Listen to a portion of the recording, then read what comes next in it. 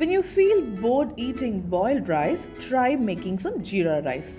Today, we're gonna make this yummy Kaju Jeera rice. Take a pan, add 2 teaspoons of ghee and 20 grams of cashew. Fry them until it turns golden. Now keep it aside. Take another pan, add in 5 cups of water and half a teaspoon of salt. Once the water boils, add 1.5 cup of basmati rice.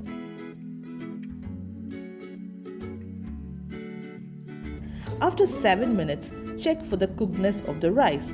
Drain it and keep it aside. Put a pan, add oil, add 3 teaspoons of jeera, 1 sprig of curry leaves and 3 slit green chilies. Add the cooked rice to the jeera mixture and mix the rice well.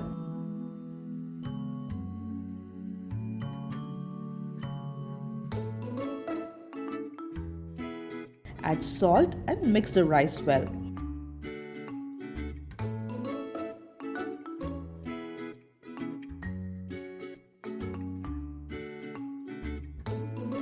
Now add the fried cashews to the mixed rice.